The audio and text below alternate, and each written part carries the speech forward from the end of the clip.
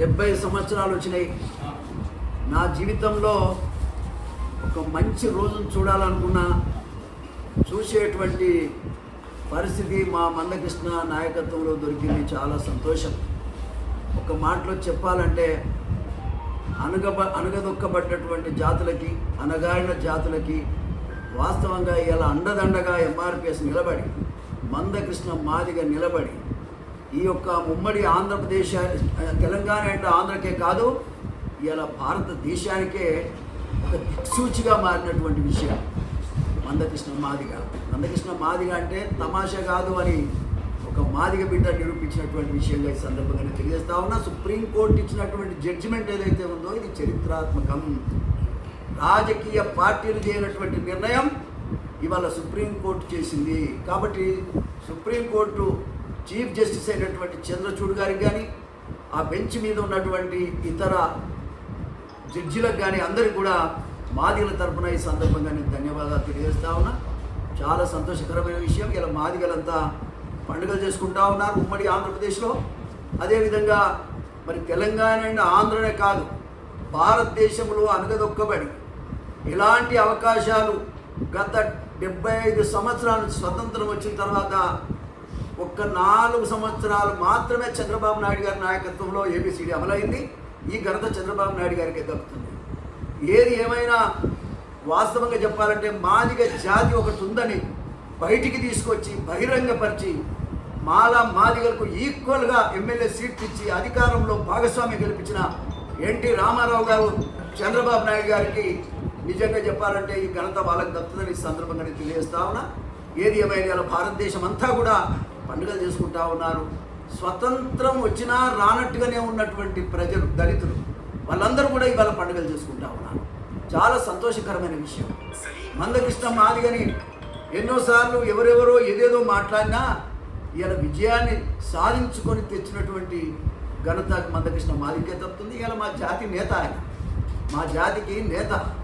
ఈ జాతికి వాస్తవంగా చెప్పాలంటే దిక్కులేనటువంటి జాతికి దిక్కై నిలిచినటువంటి వాడు ఇవాళ మందకృష్ణ మాదిగ అని కూడా ఈ సందర్భంగా దిక్కులేని జాతికి దిక్కైనటువంటి నాయకుడు మందకృష్ణ మాదిగ అని కూడా ఈ సందర్భంగా నేను తెలియజేస్తా ఉన్నా. అన్ని పార్టీలు సహకరించినాయి. అందరికీ ధన్యవాదాలు.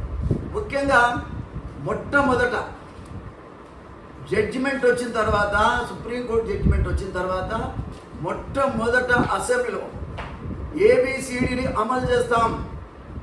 ఏబిసిడిని ముఖ్యంగా గ్రూప్ 1, గ్రూప్ 2, గ్రూప్ 3 పరీక్షలలో కూడా దీన్ని అమలు చేసి తీరుతాం. ఆర్డినెన్స్ తీసుకొచ్చి అయినా దీన్ని అమలు చేస్తామని చెప్పినటువంటి రేవంత్ రెడ్డి గారికి కూడా హృదయపూర్వక ధన్యవాదాలు. రాజకీయ విభేదాలు ఏమైనా ఉండొచ్చు, కానీ జాతి సమస్యలు ముఖ్యం. వ్యవస్థను మార్చాల్సినటువంటి అవసరం ఉంది. మార్చే అధికారం, అవకాశం రేవంత్ రెడ్డి గారికి వచ్చింది. రాష్ట్రాలకే అధికారం ఇచ్చినప్పుడు ఇలా రేవంత్ రెడ్డి గారికి ఒక గొప్ప అవకాశం వచ్చింది. పేద ప్రజల పక్షాన నిలబడి ఒక మంచి పేరు తెచ్చుకునేటువంటి అవకాశం వచ్చింది. ఆయన కూడా బ్రహ్మాండమైనటువంటి స్టేట్మెంట్ ఇచ్చారు.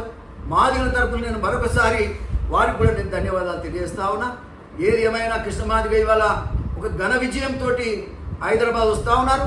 ఈ హైదరాబాద్కు వచ్చే సందర్భంగా ఇలా లక్షలాది మంది ప్రజలు ఇవాళ పండుగ చేసుకుంటున్నారు. వేలాది మందిగా ఇవాళ ఇక్కడ రైల్వే స్టేషన్కి వచ్చారంటే దీన్ని బట్టి అర్థం చేసుకోవాలి. ఏది ఏమైనా పేదల కోసం నిలబడినటువంటి సుప్రీంకోర్టుకి ధన్యవాదాలు ఈ సందర్భంగా నేను తెలియజేస్తూ, ముఖ్యంగా సమాజంలో అణగదొక్కబడ్డటువంటి, అణిచివేయబడ్డటువంటి జాతులకి ఇవాళ సుప్రీంకోర్టు అండగా నిలిచింది. దీనికి ప్రత్యేకమైనటువంటి ధన్యవాదాలు మరొకసారి సందర్భంగా నేను తెలియజేస్తూ, కృష్ణమాదిగ ఇప్పుడు వస్తున్నారు. వారికి ఘనమైన స్వాగతం ఇవ్వడానికి మాదిగలంతా ఇవాళ రైల్వే స్టేషన్కి వచ్చారు. నేను ఒక సీనియర్ దళిత నేతగా, ముఖ్యంగా మాదిగల యొక్క అన్నగా, తమ్ముడిగా ఇవాళ వారిని రిసీవ్ చేసుకోవడానికే నేను ఇక్కడ వచ్చానని కూడా ఈ సందర్భంగా నేను తెలియజేస్తా ఉన్నా. నేను వారితో గత 30 సంవత్సరాలు ఏ కష్టం వచ్చినా, ఏ సమయం వచ్చినా, ప్రతి సమయంలో, ప్రతి కష్ట కాలంలో కూడా నేను అండగా ఉన్నా. అసెంబ్లీలో మొట్టమొదటి తీర్మానం, అసెంబ్లీ మొత్తం గడగడలాడించి తీర్మానం చేయించింది కూడా నేనే. అంతేకాదు, మందకృష్ణ మాదిగ జైల్లో పడితే అనేక విషయాల్లో కూడా తపన పడి, బాధపడి, ఏడ్చినటువంటి వ్యక్తిగా అంబేద్కర్ విగ్రహం దగ్గరనే మరి ఎంతో ఏడ్చిన వ్యక్తిగా ఈ సందర్భంగా తెలియజేస్తాం. జాతి మొత్తాన్ని జైలు పెట్టారు అనేటువంటి విషయాన్ని కూడా నేను చెప్పాను ఆ కాలంలో. కాబట్టి ఇవాళ ముఖ్యంగా కావాల్సింది ఏంది? న్యాయం, సమన్యాయం కావాలి. మాల సోదరులందరికీ నేను విజ్ఞప్తి చేస్తున్నాను. అన్న, తమ్ముడా, మనం ఎవరికెవరం వ్యతిరేకం కాదు. జనాభా ప్రాతిపదిక మీద మాత్రమే ఎవరి జనాభా ఎంత ఉంటే అంతే వాట తప్ప ఇంకోడు దోసుకోవడానికి లేదు, ఇంకో దాంట్లో అడుగు పెట్టడానికి లేదు. కాబట్టి అందరం బతకాలి. ఇప్పటిదాకా ఎవరు బతికారు అనేది పక్కకు పెట్టి ఇప్పటి నుంచి అందరం బతికేటువంటి అవకాశం ఉంది. కాబట్టి అందరం కలిసిపోవాలి. సుప్రీంకోర్టు జడ్జిమెంట్ కూడా నా మాల అన్న తమ్ముళ్ళంతా కూడా మరి హృదయపూర్వకంగా స్వాగతం పలకాల్సినటువంటి అవసరం ఉంది. కొంతమంది రకరకాలుగా మాట్లాడుతున్నారు, మంచిది కాదు. ఇక పెత్తందారులు మాట్లాడి మనం మాట్లాడితే అది అంతకంటే మంచిది కాదు. ముఖ్యంగా మాదిగలు కానీ మాలలు కానీ ఎదిగిన వాళ్ళందరం కూడా ఎదిగని వాళ్ళ కోసం అందరం ఆలోచించాలి. ఎవరు నష్టపోయినరో వాళ్ళ కోసం ఆలోచించాలి. ఇవన్నీ కూడా ఆలోచించాల్సినటువంటి అవసరం ఉంది. ఉమ్మడి పోరాటం చేసి దళితుల మీద, పేద వర్గాల మీద ఏ అన్యాయం జరిగినా అందరం కలిసి పోరాటం చేయాల్సినటువంటి అవసరం ఉంది. అటువంటి సమయం వచ్చింది కాబట్టి అందరం కలిసి బతకాలి, కలిసి పోరాటం చేద్దామని అది గద్దర్ చెప్పిన మాట, సత్యమూర్తి చెప్పిన మాట, జి వెంకట స్వామి గారు కూడా చెప్పిన మాట. ఇవన్నీ కూడా అర్థం చేసుకోవాలి. ఇవాళ ఏదో మాట వరుస కాదు, చరిత్రాత్మకంగా ఉన్నటువంటి నాయకులంతా కూడా బ్రహ్మాండంగా జేబీ రాజు గారు కానీ నాగయ్య గారు కూడా చెప్పారు. నేను వాళ్ళతో అందరితో కలిసి పనిచేసిన వ్యక్తిని. కాబట్టి ఇవాళ నేనేమంటున్నా అంటే మనం అందరం కలవటం వల్ల, మన ఐక్యత వల్ల మన మీద ఏ రకమైనటువంటి దుష్ప్రభావం ఉండటానికి అవకాశం లేదు, ఎవడి పెత్తనం సాగే అవకాశం లేదు. కాబట్టి కలిసికట్టుగా పోరాటం చేద్దాం. మన జాతుల కోసం మనం అంతా బతకవలసిన అవసరం ఉంది అని ఈ సందర్భంగానే తెలియజేస్తాం. నమస్కారం. బీజేపీ పార్టీ నాయకత్వంలో ముఖ్యంగా మోడీ ఇచ్చినటువంటి ఏదైతే గతంలో మందకృష్ణ మాదిగ గారిని దగ్గర తీసుకొని చెప్పినటువంటి మాటలు ఏ విధంగా చూస్తారు? మోడీకి ఏ విధంగా లేలే, మోడీ కేంద్ర ప్రభుత్వం బ్రహ్మాండంగా ఈ ఇష్యూ మీద స్పందించింది. మా కులం యొక్క మీటింగ్ కూడా వారు ప్రధానమంత్రిగా వచ్చి మందకృష్ణ మాదిగకు తోడుగా ఉంటాం, మాదిగ జాతికి అండగా ఉంటామని చెప్పారు. దానికి ప్రత్యేకమైనటువంటి ధన్యవాదాలు మరి మోడీ గారికి కానీ ఇక్కడ కిషన్ రెడ్డి గారికి కూడా ఈ సందర్భంగా నేను తెలియజేస్తా ఉన్నాం. మేము ఎవరికి వ్యతిరేకంగా ఇవాళ మా జాతి చాలా నష్టపోయింది.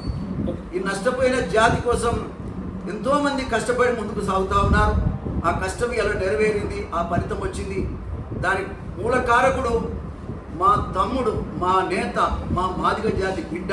మాదిగ జాతికే కాదు, అనగదొక్కబడ్డటువంటి పేద ప్రజలకు అందరికీ కూడా నాయకుడు మా మందకృష్ణ మాదిగాని కూడా ఈ సందర్భంగా తెలియజేస్తా ఉన్నా.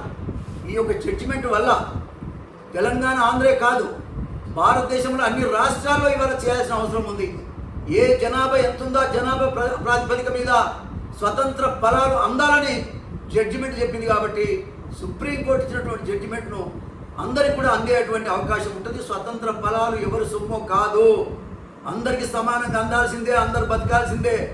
అందరు బతకాల్సినటువంటి రోజులు వచ్చినాయి. ఈ రోజు కోసమే మనమంతా ఎదురు చూస్తున్నాం.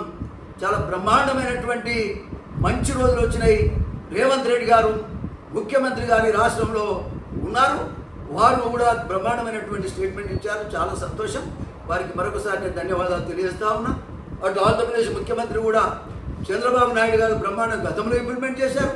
వారు చేసిన చట్టమే సుప్రీంకోర్టు అనౌన్స్ చేసిందని చెప్పొచ్చు. దాంట్లో మార్పు కూడా ఏం లేదు. ఆయన ఇచ్చిన అవకాశమే.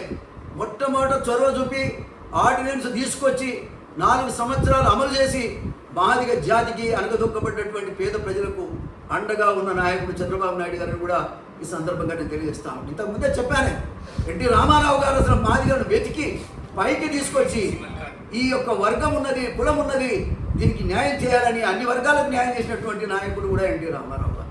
కాబట్టి నేను ఏమంటానంటే చరిత్ర మర్చిపోరాదు. ఎవరు సాయం చేసిన వాళ్ళని గుర్తుంచుకోవాల్సినటువంటి అవసరం ఉంది. ఆ రకంగా మేము ఉంటామని కూడా ఈ సందర్భంగా నేను తెలియజేస్తూ, తప్పకుండా రాబోయే కాలంలో మంచి రోజుల కోసం ఎదురు చూస్తూ ఉన్నాం. ఈ ముఖ్యంగా కాంగ్రెస్ పార్టీ ప్రభుత్వంలో రేవంత్ రెడ్డి గారి నాయకత్వంలో బ్రహ్మాండంగా ఇది ఇంప్లిమెంట్ జరుగుతుందని ఆశిస్తూ ఉన్నాం. చేస్తారని వారు చెప్పారు. దానికి కృతజ్ఞత తెలియజేస్తూ ఖచ్చితంగా అందరికంటే తొందరగా ఇది అమలు చేయాలని కూడా మరొకసారి సందర్భంగా నేను విజ్ఞప్తిస్తాను.